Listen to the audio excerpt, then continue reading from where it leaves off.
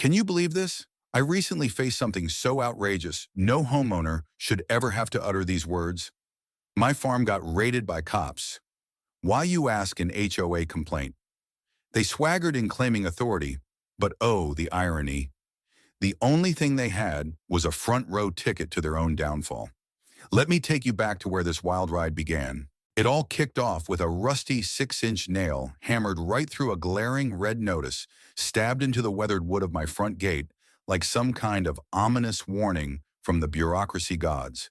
Emergency repossession, notice HOA mandate, 14D violation. Can you imagine my shock? I don't even have an HOA, or at least I thought I didn't. My farm's always been my sanctuary, free from those meddling neighborhood overlords. When I yanked that paper off the gate, my jaw dropped at the audacity. 3 absurd surprises awaited me, a list of completely made-up violations: livestock containment, breach, unauthorized fencing design. Are you kidding me? A staggering $400, $700 fine, and a deadline screaming vacate by Friday or face immediate removal? And the cherry on top, it was signed by none other than Karen Whitaker, president of the Greater Simmons Valley HOA. Here's the kicker: I don't live in Simmons Valley. My farm sits just outside their precious borders, but apparently Karen decided she could redraw the map like some clipboard-wielding imperialist. Who does she think she is? At first I brushed it off as junk mail, one of those scam letters designed to scare you into compliance. But then, not even 30 minutes later, a sleek matte black SUV rolled up my dusty driveway, and my heart skipped a beat. Out stepped 2 guys decked out in cargo pants and tactical vests, looking like they just auditioned for a low-budget action flick. One clutched a clipboard like it was his lifeline. The other sported a sidearm and a buzz cut that practically screamed, "I almost made it through police academy." Clipboard guys strutted forward all business. "Sir, we're here to conduct a visual inspection on behalf of the Simmons Valley HOA. I gave him the longest, most incredulous blink of my life. "You got a warrant?" I demanded. His response: "A smug under Municipal Subcode Emergency Protocol authorizes perimeter verification without resident consent." That's a fancy way of saying, "Nope, we got nothing." Can you believe the nerve? I planted myself right in his path, my voice steady but firm. "You're not stepping 1 foot near my barn with that attitude or that ridiculous vest." The second guy shifted his hand, hovering just close enough to his holster to make my pulse race, but not quite drawing. I locked eyes with him, unflinching. "Unless you're real law enforcement with a legally binding warrant, you're trespassing on my land." Clipboard guy just smirked, pulling out his phone like he was about to tattle. "We'll be noting your resistance. This will escalate." "Oh, really? I hope it does," I shot back, my voice dripping with defiance. "Because I live for paperwork, bring it on." As they turned to slink away, I caught a glimpse of something taped to the inside of their windshield. A cheap printed laminated HOA badge, crooked as their intentions. My instincts kicked in. I whipped out my phone and started snapping photos, license plate, badge, their tacky gear, everything. Then I fired it all off to the local Simmons Valley online board with a post titled "New HOA Cosplay Unit, Spotted Looks Like Blackwater's Running Lawn Care Now." Within minutes, the comments exploded. One neighbor chimed in, "Those same goons banged on my barn door last week, claiming they needed to inspect my grain bins for health violations." Another wrote, "This isn't compliance, it's straight up intimidation." And then Old Man Duffy, 4 houses down, dropped the mic. "I told y'all. Years ago, Karen's HOA isn't a neighborhood group, it's a damn cult." I couldn't help but chuckle. Duffy's never wrong. I was still grinning when my phone rang and my stomach twisted. It was Karen herself. Her voice oozed smug Stepford wife confidence, like she'd rehearsed this in front of a mirror. "Mr. Callahan, I'm calling to confirm you've received the formal notice." "You mean the one illegally nailed to my gate?" I snapped. "Nailed is a harsh term," she purred. "Secured for visibility, and it's perfectly legal under the new emergency expansion guidelines." "Guidelines? What guidelines?" I pressed. "The ones we voted on last quarter," she said, cool as ice. "Funny," I shot back. "I don't recall getting an invite to that meeting." "It was for residents of Simmons Valley," she said sweetly. "I'm not in Simmons Valley," I roared her reply. "A chilling you are now." Then click, she hung up. Can you believe the gall? That night, as the stars glittered over my quiet farm, I spotted something unsettling: bright orange flags, survey markers sprouting along the edge of my north field, like invasive weeds. I sure as hell didn't plant them there. And my goats, bless their chaotic hearts, were happily chomping on two of them, clearly unimpressed by their HOA approval. I ripped one out of the dirt, my fingers tracing the plastic stem. Scrawled in black Sharpie were numbered coordinates. This wasn't a bluff. They were mapping my land. My blood boiled. Who gave them the right? The next morning, I marched into town, my boots stomping the county office floor, to file a formal report for attempted impersonation of law enforcement. The woman behind the desk raised an eyebrow as she skimmed my complaint. "We've had a few of these," she said, her tone weary. "How many is a few?" I asked, bracing myself. 11, you're number 12. 12. Has anything been done? I pressed. She shook her head, her eyes sympathetic. "Most folks just pay the fine and hope it goes away." "Well, I'm not most folks," I declared, my chest puffing out. She smiled faintly. "No, you're not." Then she slid a sticky note across the counter. "You should talk to this guy." I glanced down and my heart leaped. Sheriff Luke Callahan, my brother. Talk about a plot twist. That night I called Luke, my voice shaking, as I read him the letter describing the fake cops and their flimsy clipboard that looked like it belonged in a high school AV club. He went quiet, too quiet, before saying, "You're not the first I knew it, but your case is different," he added, his voice low. "It's not just about fines or fences." "Then what is it?" I demanded, my heart pounding. "It's about control," he said, "and what they're planning next." I waited, gripping the phone. "I can't talk over the phone. Just hold the line." That's when it hit me like a ton of bricks. This wasn't some petty HOA drama posted on Facebook. This was big, coordinated, sinister, and my farm was ground zero. Why me? What Luke didn't tell me that night, though, was that Karen had pulled this stunt before. Same script, different target, and that poor guy was gone. 2 weeks after his so-called eviction, his land was donated to the HOA for community use. But guess what? It's now a private retreat, and Karen's name is on the deed. How does she sleep at night? The real chaos didn't start with sirens. It began with a megaphone blaring at 6:42 a.m., jolting me from my coffee, and the sight of my goats headbutting each other over an empty feed bucket. This is the compliance division of the Simmons Valley HOA. Step outside. Immediately I froze. Was I dreaming? Then I saw the amber lights flashing at my front gate, way too dramatic for anyone who's never even flashed a real badge. My heart raced. What now? I stepped onto my porch, rocking a t-shirt that boldly declared, "Fence me in, I dare you." 4 black trucks idled menacingly at the end of my gravel road. No plates, just cryptic stencil numbers and signs taped to their sides. Civic Enforcement, Simmons Valley Compliance Division. 6 figures climbed out clad in full khaki gear, steel-toe boots and belts jangling with radios. One guy clutched what looked like a drone remote seriously, while another held a laminated folder under his arm like it was a badge of honor. My stomach churned. What kind of circus was this? And then, like the villain in a cheesy soap opera, Karen Whitaker herself stepped out of the lead truck. Clipboard in hand, sunglasses perched on her nose, she wore a windbreaker that probably cost more than my trusty old tractor. "Good morning," she chirped, her smile so fake it could have been plastered on a billboard, as if this was a friendly wellness check and not a full-blown fake raid. "We're here to initiate phase 2 of your compliance review." I sipped my coffee, trying to stay cool. Phase 2. Did phase 1 get lost in the mail? I quipped. "You received proper notice," she snapped. "You chose not to respond. We are now authorized to inspect and seize any structure or material in breach of code." "What code?" I shot back, my voice rising. "Simmons Valley's Extended Covenant Article C," she declared. "There's no such thing," I roared. "It was ratified at the last board meeting." "There is no board." "There is now," she said, her eyes glinting with triumph. "Can you believe this nonsense?" She gave a curt nod to her goons, and they moved like they'd watched too many military tutorials on YouTube. 2 headed for my barn. 1 raised a drone. Yes, a drone. And another started pacing my fence line like he was on a recon mission. That's when I stepped off my porch, one hand casually in my hoodie pocket, my heart pounding but my face calm. They froze like I'd hit pause on their little power trip. Sir One barked, "Please don't interfere." Interfere? I laughed. You planning to arrest me for walking on my own land? We're here under community authority, he insisted. You're here playing dress up in khakis. I fired back, my voice dripping with sarcasm. Karen's smile didn't budge, but she stepped closer, her voice low and threatening. We can do this peacefully, Mr. Callahan, or we can escalate, your choice.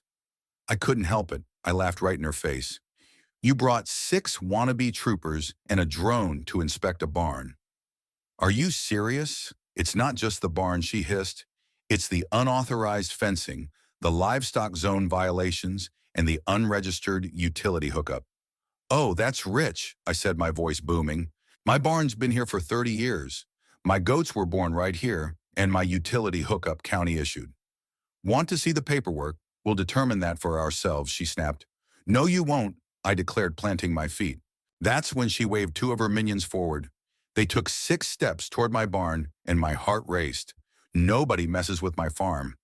I let out a loud, piercing whistle, and my goats, those glorious, chaos-loving creatures, bleated in unison and charged toward the barn like a furry stampede. One of the guys flinched, stumbling back. What the hell, he yelped. They don't like strangers, I said with a grin, especially ones toting radios. Karen, undeterred, whipped out her phone and started recording. Just another example of escalating hostility from non-compliant residents, she droned. We're documenting all of this. I flashed her my biggest, cheekiest smile. Smile harder, Karen. That footage is gonna look real. Good when it's subpoenaed. Before she could fire back, a new sound cut through the tension, the rumble of an engine. A marked sheriff's cruiser pulled up, and out stepped Deputy Ramirez, calm, confident, and 100% legit. My heart soared. Everything all right here? He asked, his voice steady. Karen spun around, her composure slipping. We're in the middle of an HOA enforcement operation. Please stand down. Ramirez raised an eyebrow, clearly unimpressed. You're what these residents are, in violation of multiple codes, she insisted. We're executing a legal inspection. He turned to me, his eyes sharp. You invite these folks? Nope, I said, grinning. You consent to this inspection? Absolutely not, I declared. He nodded, then turned back to Karen. Then they're trespassing. He stepped closer to her, his voice firm. Ma'am, you and your unit need to vacate immediately, and that drone. It's illegal to fly over private agricultural property without clearance. Karen's eye twitched, her facade cracking. This is outrageous, she sputtered. No, this is the law, Ramirez said, cool as a cucumber. She clenched her jaw, then leaned in close, her voice a venomous whisper meant only for me. I hope your niece enjoys applying for scholarships from an off-grid property with multiple violations. My blood ran cold. My niece. How dare she? I didn't let it show, but in that moment I wanted her gone. Gone for good. They started backing off, moving in formation, like a pack of scolded dogs. But as the last truck pulled away, I caught one of the younger guys hesitating. He glanced at my barn, then at me, and for a fleeting second his face cracked. Regret, maybe uncertainty. I'll never know, because Karen barked at him and he scurried off. There's always one, I muttered under my breath. The recruit with a conscience. I waited 5 minutes, my heart still racing, then walked to my barn. I ran my hand along the old siding, feeling the rough, reclaimed pine under my fingers. My dad built this with his own hands using screws scavenged from the mill scrap heap. He called it his freedom. Box said it'd stand longer than any rule book. Now it had a drone's lens pointed right at it, and my chest tightened. How could they threaten this? This wasn't just a barn, it was my legacy. Oh man, can you believe the nerve of some people? That night, as the stars twinkled over my quiet farm, my brother Luke slipped through the shadows and showed up at the back fence. No uniform, no warning, just a nod and a six-pack in hand. Like we were kids sneaking out for an adventure, he plopped down on the creaky porch swing, the same one we used to fight over as boys, and I could feel the weight of the day hanging between us. That was textbook Karen, he said, shaking his head. All show, all smoke. Then why does it feel like she's winning? I asked, my voice trembling with frustration. He cracked open a beer, the sound sharp in the still night. Because you're not just a target, you're a headline, man. If she takes you down, everyone else folds like a house of cards. My heart sank. She threatened my niece, Luke. I spat, my fist clenching. His eyes narrowed. Then she's scared out of her mind. Really, Karen scared. That was hard to swallow. I leaned forward, desperate for answers. How many others are dealing with this nightmare? Luke sighed, his face grim. 3 counties, maybe 4. People are signing over their land just to avoid lawsuits they can't afford. It's all buried in legalese and HOA policies nobody ever voted on. I shook my head, stunned. Karen's not smart enough to orchestrate something this big. She didn't, Luke said, his voice low, but she's ruthless enough to run it like a dictator. He stood up, pacing the porch. I'll be in position, but I can't step in unless she crosses a clear line. She already has. I roared, thinking of her smug voice and that vile threat. Then get proof, he said, locking eyes with me. Clean, solid proof, and keep your head on straight. I'm wired up 6 different ways. I shot back, my chest puffing with defiance. Good, he said, his voice grim. Because what's coming next, it's not just a clipboard and a fine. What did he mean by that? My stomach churned with dread. But while I was bracing for another brazen knock at my gate, I never saw the snake already slithering inside. Someone I trusted, someone I let into my world, was feeding Karen every detail, and her next move nearly burned my farm to the ground.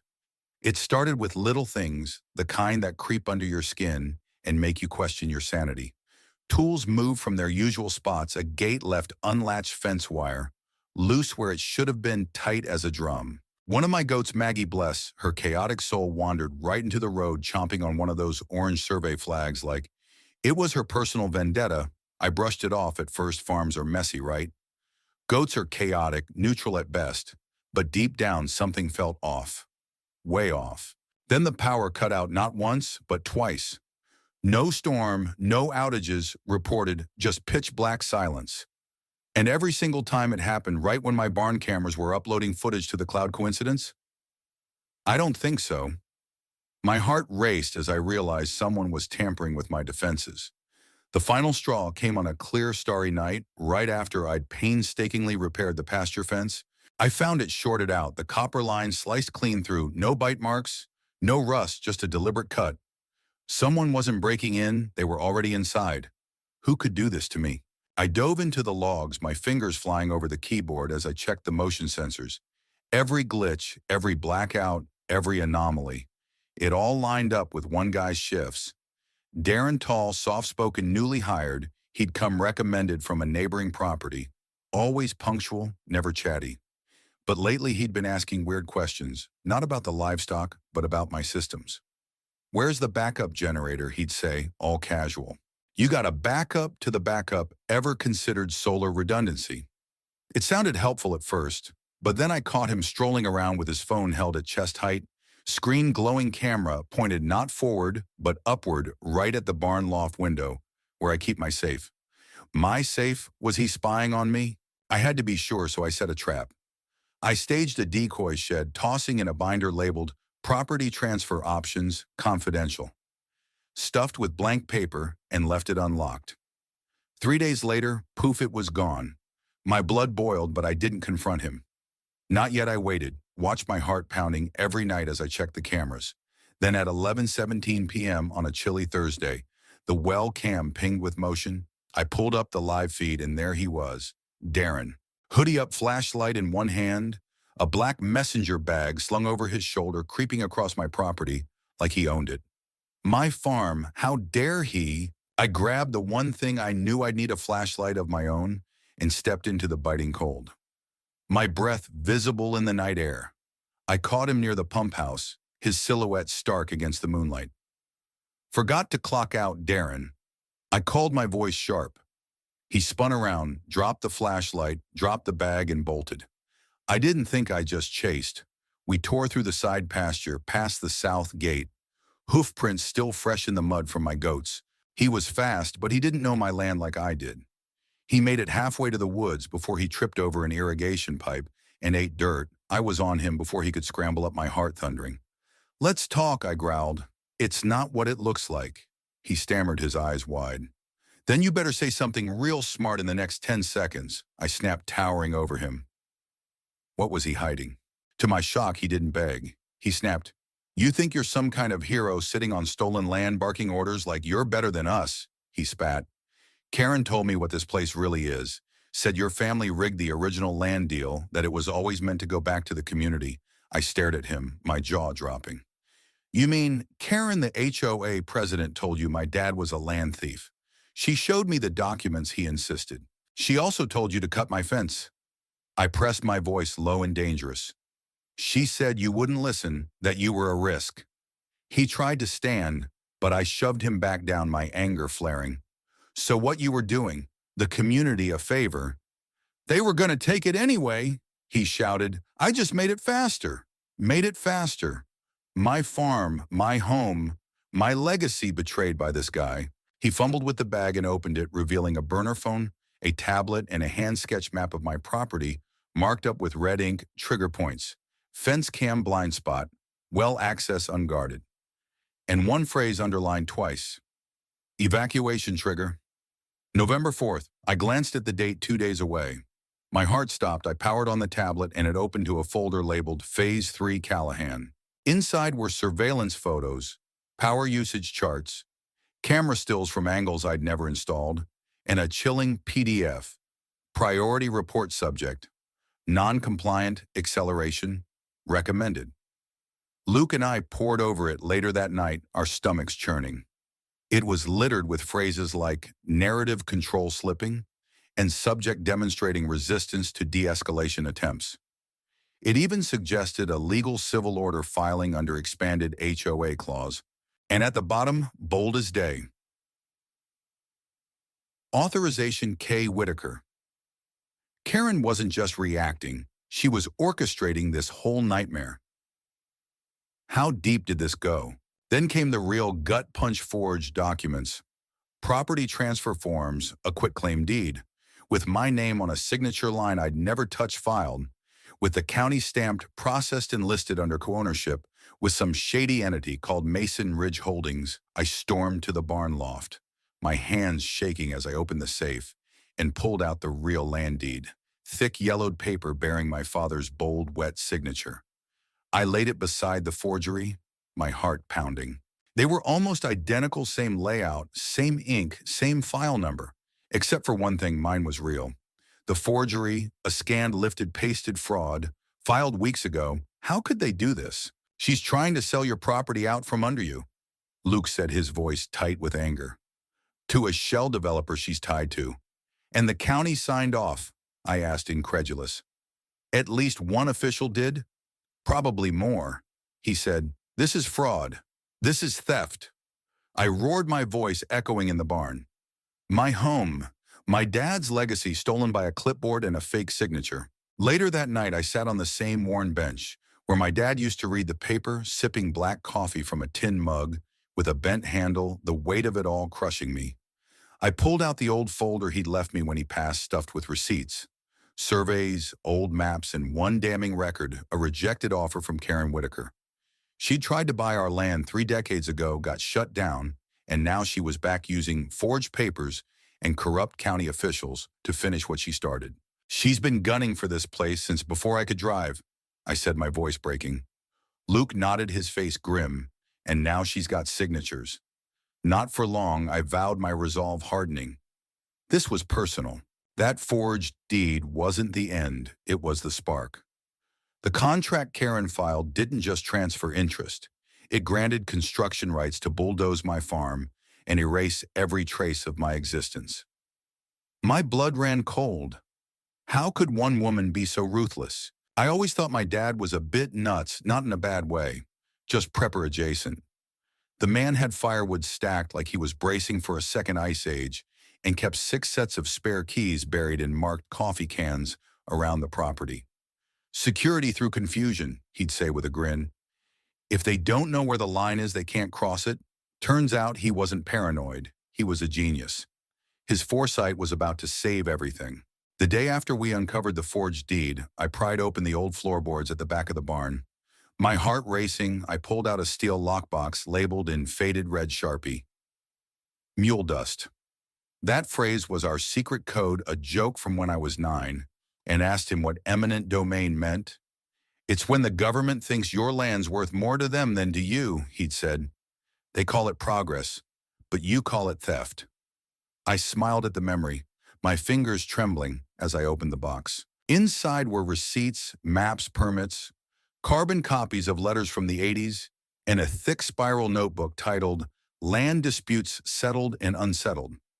My dad had logged every challenge, every complaint, every attempt to rezone Simmons Valley, and one name kept popping up in red pen, Karen Whitaker. I flipped to a section dated February 1991, my eyes widening. There was a proposal for a luxury subdivision, tennis courts, gated access, a clubhouse with a fitness studio filed by Karen when she was just a junior agent at a development firm, stamped denied in bold letters, zoning conflict, environmental overlap, structural impact too high. My dad had circled her name in his neat handwriting. She'll try again, not with a company, with paper. He knew he saw her coming decades ago. It hit me like a freight train. This wasn't just about power. It was personal. A memory flickered, a scene from childhood I didn't even know I'd kept. I was 9, swinging my legs on the porch steps, watching Karen at our front gate. She wore a crisp blazer, hair pinned up, clipboard in hand like she already owned the county. My dad met her halfway down the drive. "Mr. Callahan," she said, all charm, "I think we got off on the wrong foot." "You don't get a second foot if you use the first to kick down the door," he shot back. She smiled unfazed. "This property could be worth triple what it is now. You'd be doing the community a service." He didn't blink, the answer's still. No, she didn't argue, just nodded and walked off. But her face, that wasn't defeat. It was the look of someone willing to wait 30 years to win. How could I have forgotten that? Back in the barn, Luke and I spread every document across the floor, the forged deed glaring up at us. We found altered zoning overlays, easement rights falsely marked, abandoned county stamps that didn't match the real ones. But the jackpot, a development contract between Mason Ridge Holdings and a shadowy fund called Emergent Valley Growth Trust. It called my farm Phase 1 Redevelopment Opportunity Zone. Signed by Karen Co., signed by Zachary Lauren, the county zoning chief who told me just 2 weeks ago over coffee, "I hope you never sell this place." There's something sacred about land with history. Now he was helping erase it. The betrayal stung. Luke muttered under his breath, pulling out his phone. "This isn't just fraud anymore." "Then what is it?" I demanded, my voice shaking. "Strategic acquisition built on intimidation and forgery," he said. "How far does it go?" I asked, dread pooling in my gut. "Far enough to keep me up at night," he admitted. "My farm, my home caught in a web bigger than I ever imagined." Later that night, I dug out my dad's old cassette player, my hands trembling as I loaded a tape labeled Town Hall, February 1990. The audio was scratchy but clear enough to send chills down my spine. "This proposal benefits everyone." Karen's younger voice declared, "We need housing infrastructure progress." "You mean concrete?" My dad shot back, "and control. You're holding back the future." She insisted, "I'm protecting the present," he countered. "You're making this personal only because you made it first." Silence. Then a single clap echoed and the tape ended. My dad had faced her down even then. How could I let her win now? Oh my God, can you even imagine the audacity when Luke stormed back to the farm with a beat-up manila folder clutched in his hand? My heart skipped a beat. Inside were leaked HOA minutes, not from this year, but from last year. That's how long Karen Whitaker had been scheming, plotting in the shadows like some villain in a bad movie. One section made my blood run cold. Monitor subjects' movements. Begin mail reroute strategy. Secure barn as future equipment site. Spin narrative, mental instability. If resistance escalates, mental instability. Me, are you kidding? And beneath that, a chilling contingency plan. Civil enforcement, fake law, enforcement badge protocol. Karen had a plan for everything down to the last sinister detail. How could one person be so diabolical? But you know what? She panicked. Oh, did she panic the second I fought back? I printed every damning file, mailed copies to 3 local newspapers, and just to twist the knife, dropped a copy right on her pristine porch with a note scrawled in bold, "Still not yours?" That's when she cracked like a cheap vase. She posted a video online standing in front of her precious HOA banner, her hair immaculate, but her voice trembling like a leaf in a storm. Certain individuals have spread false claims about me in this community. She whined, I have never engaged in unlawful activity. This is harassment, misinformation. I demand it stop. Oh, please. The comments section tore her apart. Blink twice if you're lying, one wrote. Lady, nobody believes you didn't forge something. You look forged, another jabbed. My favorite. Let me guess, HOA stands for Harass Our Agriculture. The internet was ruthless and I loved every second of it. She yanked the video down in 3 hours, but not before I archived it for posterity. Gotcha, Karen. Back in the barn, I sat on that old bench, the one where my dad used to read his morning paper, and dug through his notebook. Tucked in the back, circled in red ink, was a note that hit me like a punch to the gut. They can only take it if they can prove you were never supposed to have it. Underneath a faded map showed a parcel line Karen had crossed literally and figuratively, and the man who owned that strip of land, not just a neighbor but a lawyer who'd been waiting patient as a hawk for Karen to mess up.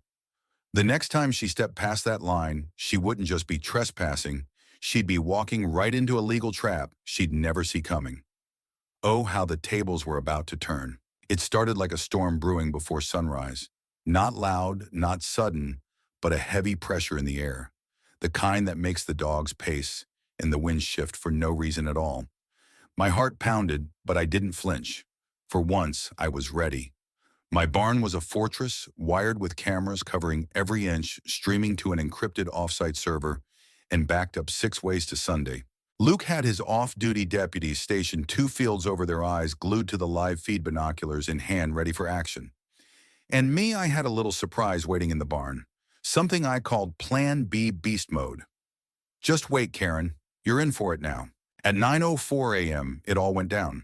5 black SUVs caked in dust roared into my front drive like they were invading a war zone, skidding to a stop with all the subtlety of a sledgehammer.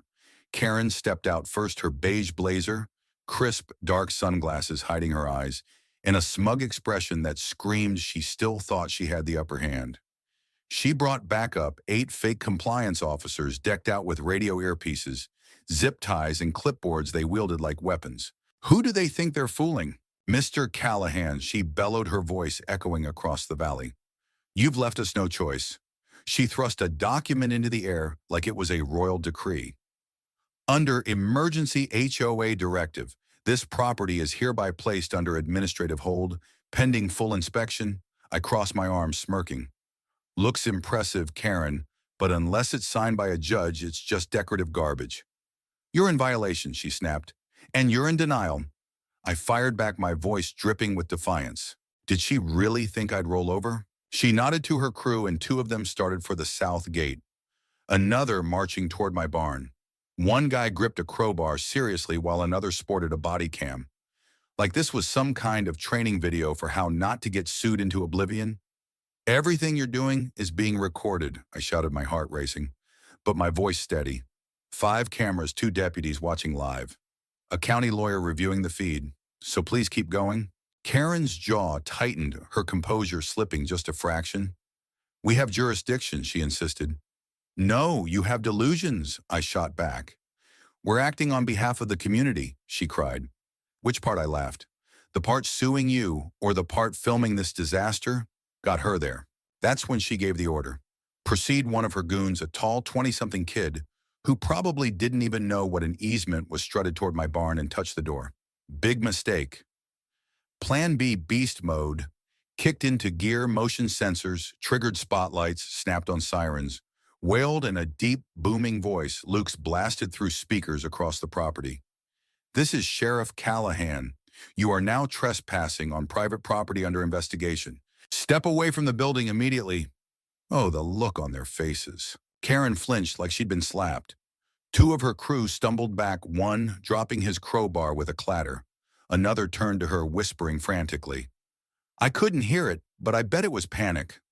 One muttered into his walkie, his voice shaking. She said we had clearance. She said we were covered. Karen ignored them, her face a mask of defiance. That was her first mistake. Her second, not looking behind her. From the rear pasture, Don Wallace strode forward, his wide-brimmed hat casting a shadow clean boots, kicking up dust and a thick file in his hand. Karen didn't even notice until he was 5 feet away. "Miss Whitaker," he said, his voice calm but razor sharp. "You've crossed onto my land. This is part of the Simmons Valley zoning tract." She snapped. "Wrong," Dawn said, unflinching. "That tract stops 23 feet west. This is private land, and this," he held up the file as a cease and desist order. "Effective now. Boom. Take that, Karen." She tried to laugh it off, but it was hollow. "This is a community enforcement action." Dawn didn't blink. "That's funny because the community just filed a class action lawsuit against your organization for fraud, harassment, and illegal property seizure." He leaned in, his voice low and lethal. "And the judge who overturned your hold. She lives 2 blocks from me." Oh, snap. Karen's face crumbled bit by bit. First her eyes, then her mouth, then a deafening silence. "You'll regret this," she hissed. I stepped forward, grinning. "Already did back in 1991 when we offered you Lemonade Burn." That's when the real law rolled in. 4 county cruisers pulled up, sirens, silent doors opening in perfect sync. Luke stepped out of the lead car, cool as ice, like he'd been waiting his whole life for this moment. "Everyone hands free," he ordered. "Let's keep this clean." Karen froze, her eyes wide, so he held up a document. Signed warrant, fraud, forgery, unlawful impersonation of law enforcement. Civil code violations. "You can't arrest me," she sputtered, her voice cracking. "That's adorable," Luke said, smirking. "But yes, I can. Oh, the satisfaction." They cuffed her. No drama, no screaming, just a heavy, hollow defeat that hung in the air like a storm cloud. Her crew folded like lawn chairs in a hurricane. One tried to bolt, making it 10 feet before he was nabbed. Another plopped down on the gravel, muttering, "Can I still qualify as a whistleblower?" Luke nodded. "If you talk fast." The crowd gathered. Quick neighbors who'd been too scared to speak started clapping, their cheers echoing across the valley. Someone filmed from a drone, capturing every glorious second. A guy showed up with his teenage daughter, who yelled, "That's the lady who tried to fine us for putting up Halloween lights." Karen didn't look at them, but they stared her down like the neighborhood monster was finally real and in cuffs. Mrs. Delaney rolled up in her golf cart, parking at the gate with a flourish, raising a sweet tea glass like it was a champagne toast. "Told you," she cackled. "Woman's HOA. Hitler with a hyphenated last name." I couldn't help but laugh, but even with Karen down, something gnawed at me. As Luke loaded evidence bags, his deputy called out, "Hey, you need to see this." They'd found a tablet in Karen's SUV with one cryptic email. No sender, no body, just a subject line. "Reassignment pilot zone, Midwest. Beta, and coordinates not mine but someone else's." Karen wasn't the mastermind. She was just the pilot program whose land was next, who hadn't fought back yet. They hauled Karen away just after noon. No sunglasses, no clipboard, no fake vest, just cold, hard handcuffs. Her face was a mask of someone who'd finally run out of script pages. She didn't cry, but her silence screamed louder than any tantrum could. Her mug shot hit the local paper by sunset, and Channel 9 ran the footage twice. By morning, it had 80,000 shares on social media, with headlines blaring. HOA, president cuffed for fake raid. Gets served by real sheriff, her victim's brother. My face was pixelated, but hers crystal clear. The HOA website went dark that night. The board of directors page, now a sad 404 error. Someone in town still don't know who started printing bumper stickers. Karen isn't law. A high school kid made t-shirts with her mugshot and the caption, "Violation Arrogance Section 8, Para Stupid." Her empire was crumbling, and it felt so good. 6 of her officers flipped, spilling everything. 3 county employees got suspended for rubber stamping fake permits. Zachary Lauren, that two-faced zoning chief, resigned to focus on family. Luke said the state DA was digging in quietly but thoroughly. Justice was coming. But that wasn't what kept me up at night. That email, "Reassignment pilot zone Midwest," Beta, haunted me. No sender. Nobody, just coordinates. 2 counties over, I found Grace Harlow, a tough-as-nails rancher with a small, pristine spread. She met me at her gate rake in hand. "No time for nonsense. If you're here about code enforcement—" "Not exactly," I interrupted. "I'm here about Karen." I showed her my forged deed, and her face went pale. She ducked into her shed and returned with a manila envelope inside an HOA letter, same wording as mine. Phase 1, Redevelopment Opportunity Zone. The signature wasn't Karen's, but it was a name we knew: Mason Ridge Holdings. Grace was next. Was she already being watched? We shared everything: files, footage, testimonies. Within 2 weeks, Grace filed an injunction with the state attorney's office, and 3 weeks later, her community's HOA went silent. She sent me a photo of her ranch at sunrise with a note: "Still standing still, mine." My heart swelled. Then came the others, 4 more landowners across 3 states, all facing the same threat, the same development group, the same playbook. This wasn't Karen's plan, it was a blueprint, and she was just. Chapter 1. I handed everything to a contact in the state AG's office. They didn't promise results, just asked for silence, but their message was clear. We're not just investigating this HOA, we're after the network behind them. A network. How big was this? My ranch stayed mine. Luke helped me reinforce the boundaries, and I rebuilt the barn door, sanded the porch steps, and upgraded the cameras. The goats went back to being the most dangerous thing on the property. Bless their chaotic hearts. But I wasn't the same. I walk the fence every morning, not just to check the lines, but to remind myself that power doesn't always wear a uniform. Sometimes it hides behind clipboards, fake smiles, and forged signatures ready to erase you quietly, legally, if you don't stay sharp. Some neighbors still wave, others don't. But Mrs. Delaney dropped off a jar of her famous pickles with a note: "Next time, run for mayor or sheriff or God." I laughed, but I didn't run. I built, I prepared, and I paid attention. A month after Karen's arrest, a black envelope appeared at my gate.